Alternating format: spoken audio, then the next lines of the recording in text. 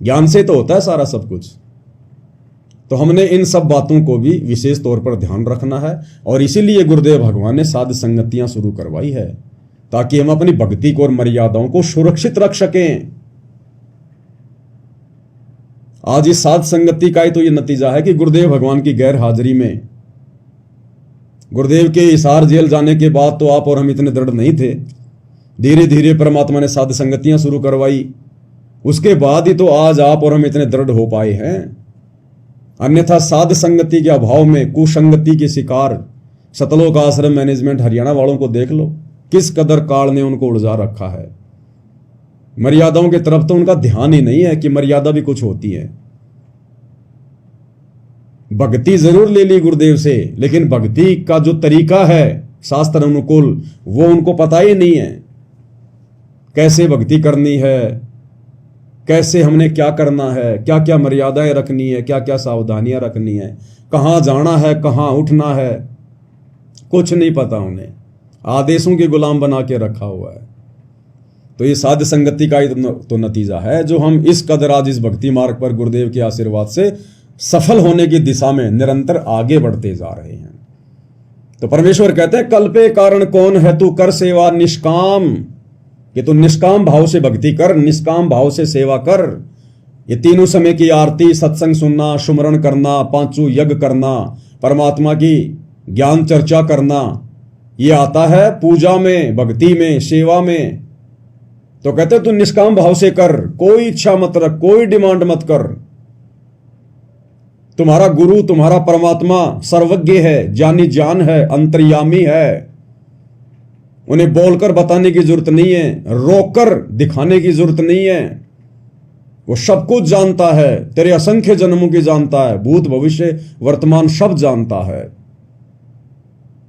और वो जो भी कुछ देगा तेरी भक्ति के आधार से देगा, क्योंकि तेरे को वर्तमान में उसने एक विशेष कार्य दे दिया, विशेष सेवा दे दी, भक्ति।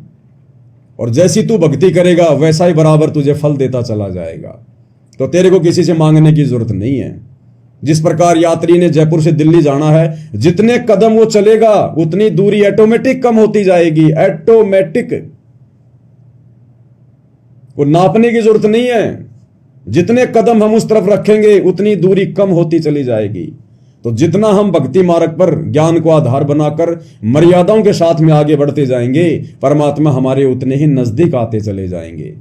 ना रोने धोने की जरूरत है, ना कोई प्रार्थना लगाने की जरूरत है, ना कोई मन में इच्छा या कोई कामना रखने की जरूरत है। इसलिए गुरुदेव कहते हैं, कल पे कारण कौन है, इन्हें छोड़ दे सब इधर उधर की बातें, और कर सेवा निष्काम। इस भक्ति को निष्काम भाव से कर, और मन इच्छा फल देऊंगा जब पड़ेगा मेरे से काम। जब हमारे ऊपर कोई आपत्ति आनी होगी, हमारे भाग्य की, हमारे प्रारब्ध की, क्योंकि वर्तमान में तो हम ऐसा कोई कार्य करेंगे नहीं, वर्तमान में तो ऐसी कोई गलती हम करेंगे नहीं जिससे हमारे ऊपर आपत्ति आनी हो। तो आपत्ति अगर आएगी, आनी होगी, तो हमारे पिछले बिगड़े हुए उन जो है कर्मों के कारण। उसके लिए परमात्मा ने हमें भक्ति दे दी, मर्यादा बता दी। अगर तू मेरे द्वारा बताई गई भक्ति को मर्यादाओं में रह के करेगा, तो फिर जब तेरे ऊपर कोई समस्या भी आनी होगी, फिर मैं अपने आप देख लूंगा। तेरे को चिंता करने की जरूरत नहीं है। चिंता तो हरि नाम की और न चिंता दास, और जो कोई चिंता नाम बिना सोए काल की फांस। केवल एकमात्र हमने गुरुदेव की भक्ति की चिंता करनी है कि मेरी मर्यादा खंडित ना हो जाए, मेरी भक्ति में कोई कमी ना रह जाए, कोई चूक चाकरी मेरे से ना रह जाए। तो ये हमें गुरुदेव भगवान समझाना चाह रहे हैं कि बच्चों, अब तुम समझदार हो गए हो, और अब छोटी मोटी बातों के लिए बिल्कुल भी डिमांड ना किया करो, अन्यथा तुम यहां डिमांड करते रहोगे। इतनी भक्ति तुम करते नहीं, उतनी तुम जो है मतलब फरियाद लगा दोगे। अरे रोजाना आदमी 100 रुपये कमाता नहीं और 150 रुपये का वो खर्चा कर दे रोजाना, तो उल्टा वो तो कर्जमान बन जाएगा। तो एक तो हम इतनी भक्ति नहीं करते, ऊपर से दिन में 20 कोई डिमांड कर देते हैं। तो परमात्मा कहते हैं, फिर तुम्हारे पास भक्ति धन जुड़ेगा कैसे, भक्ति का जो प्रेशर है वो बनेगा कैसे।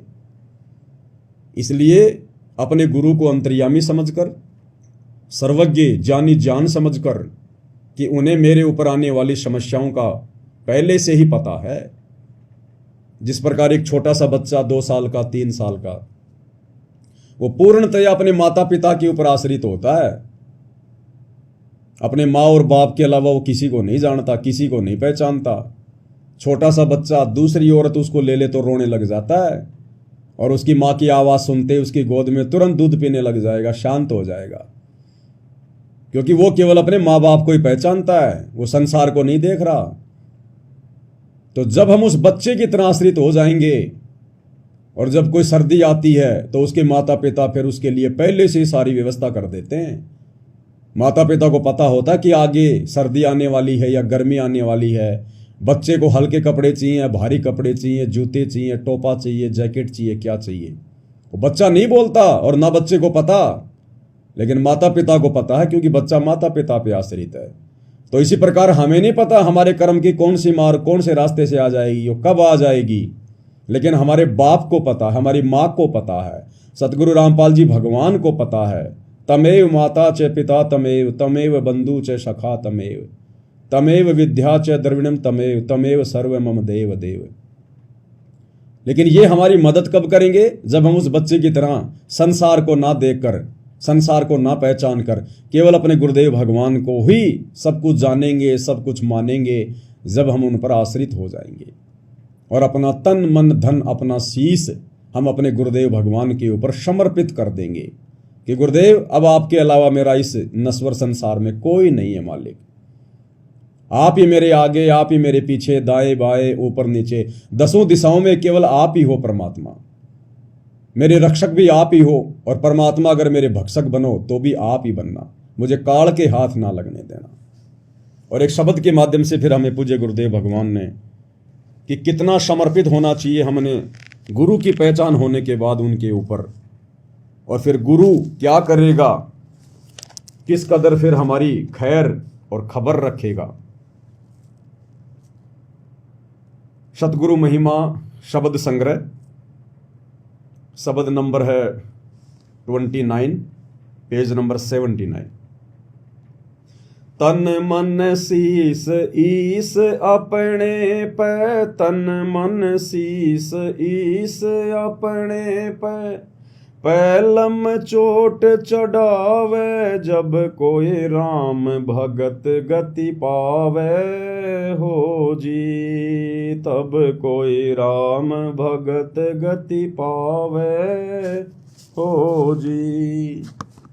तन मन शीस ईस अपने पे, तन मन शीस ईस अपने पे, पैलम चोट चढ़ावे जब कोई राम भगत गति पावे हो जी, तब कोई राम भगत गति पावे हो जी।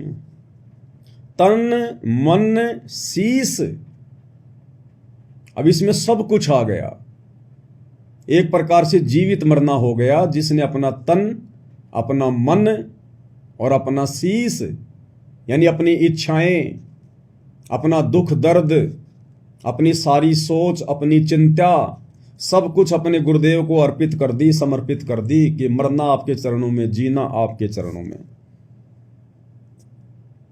ईस अपने पे,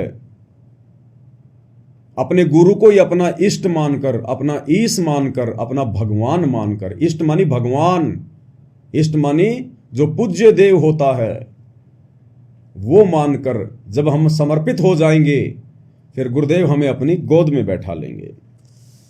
पैलम चोट चढ़ावे, बिल्कुल समर्पित कर दे। जब कोई राम भगत गति पावे, तब कोई राम भगत, कौन राम भगत? सतगुरु रामपाल जी का भगत। असली राम तो ये है, राम राम शब जगत बखाने, आदि राम कोई बिरला जाने। अब रामचंद्र जी जो कि त्रेता युग में आए थे, विष्णु जी के अवतार, राजा दशरथ के बेटे, उनका तो केवल शरीर का नाम था रामचंद्र, राम। असल में वो राम नहीं थे, उनमें गुण राम के नहीं थे, वो तो केवल उनकी पहचान थी, उनका नाम था राम। जैसे किसी का श्याम, किसी का राम, उनके पिता का दशरथ, ऐसे ही उनके शरीर की पहचान थी, उनमें गुण राम का एक भी नहीं था, एक भी। वो समस्त गुण उस कबीर देव जो असली राम है आज धरती पर सतगुरु रामपाल जी के रूप में प्रकट हैं। ये है वो राम। जब कोई राम भगत गति पावे हो जी, तब मोक्ष होगा आत्मा का। भाई सतगुरु तिलक अजपा माला युगत जटा रखवावे। सतगुरु तिलक अजपा माला युगत जटा रखवावे। जत को पीन सत्य का चोला भीतर भेख बनावे। जब कोई राम भगत गति पावे हो जी, जब कोई राम भगत गति पावे हो जी। क्या कह रहे हैं? एक सच्चे भगत ने, सत सेवक ने, सत सेवक का मतलब होता है सच्चा भगत। सत्य यानी सच्चा, दृढ़, मर्यादाओं का पक्का, और सेवक यानी सतगुरु का भगत।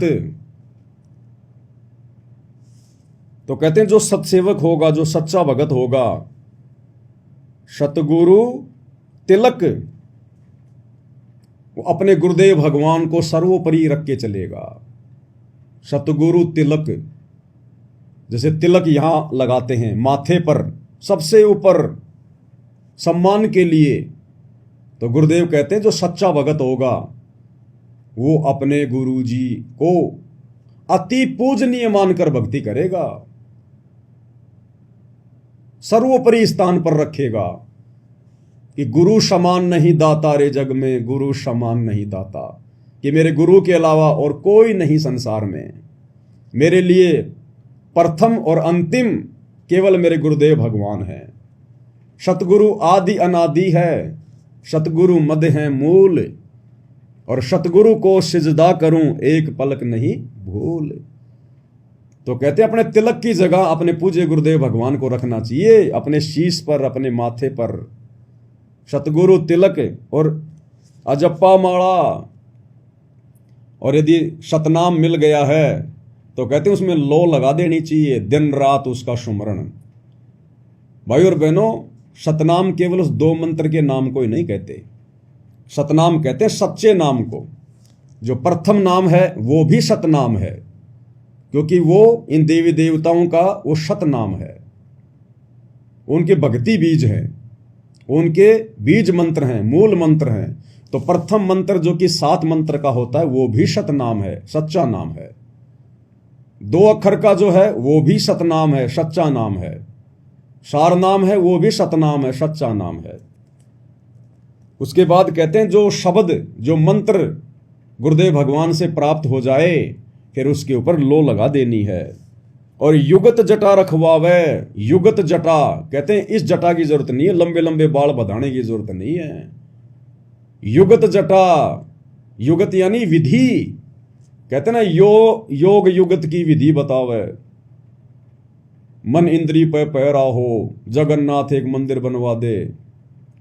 योग युगत, तो कहते हैं युगत जटा रखवावे, यानी जो भक्ति हमें गुरुदेव भगवान ने दी है उस विधि से भक्ति करे, उन मर्यादाओं में रहकर भक्ति करे। ये बाल बूढ़ बढ़ाकर भगत बनने का दिखावा नहीं करना। युगत जटा रखवावे।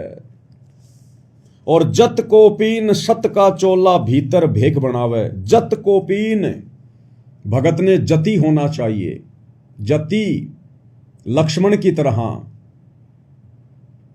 अगर शादीशुदा है तो अपनी स्त्री के अलावा किसी दूसरी स्त्री में पत्नी वाला भाव भी नहीं आना चाहिए। पर नारी को देखिए बहन बेटी के भाव, कहे कबीर कामनाश का यही सहज उपाय। इसी प्रकार जो माता बहनें हैं उन्होंने भी अपने उस पति के अलावा जिसके साथ उनका संस्कार जुड़ा है, उसके अलावा दूसरे गैर पुरुष में वो पति वाला भाव शौपन में भी नहीं होना चाहिए। उसको कहते हैं जत को पीन और सत का चोला। सत का चोला यानी भगत ने हमेशा सत्य भाषण करना चाहिए, झूठ नहीं बोलना चाहिए। साच बराबर तप नहीं, झूठ बराबर पाप, और जाके हृदय सांच है ताके हृदय आप। यानी उस सत्सेवक के साथ में फिर परमात्मा रहते हैं। और भीतर भेख बनावे, ये बाहरी दिखावा करने की जरूरत नहीं है। लाल पीले कपड़े पहन लिए, लंबे लंबे बाल बढ़ा लिए, लंबी लंबी दाढ़ी बढ़ा ली, कहते हैं ये आपकी पहचान नहीं होनी चाहिए। आपकी पहचान होनी चाहिए शास्त्र अनुकूल साधना से, मर्यादाओं में रहकर गुरुदेव ने जो भक्ति बता दी उस विधि से भक्ति करना। वो भगत के लक्षण, भगत के आचार विचार, भगत जैसा व्यवहार हमारे अंदर लोगों को दिखाई देना चाहिए। कहते भीतर भेख बनावे, यानी वो अंदर से भगत बनाए। बाहरी दिखावे से अगर आपको कोई भगत कह रहा है तो आप भगत नहीं है, परमात्मा को प्यारे नहीं है। आपके आंतरिक विचारों से, आपके बोलचाल से, उठने बैठने के तरीके से, आपकी नजर दृष्टि से लोगों को लगना चाहिए कि बहुत अच्छा आदमी है, बड़ा नेक आदमी है, नेक नीति वाला आदमी है। तो कहते हैं भीतर भेख बनावे, परमात्मा हमारे को अंदर से देखेगा कि हम कितने भगत हैं और कितने भगत नहीं हैं। बाहरी दिखावे से कोई भगत नहीं बनता है।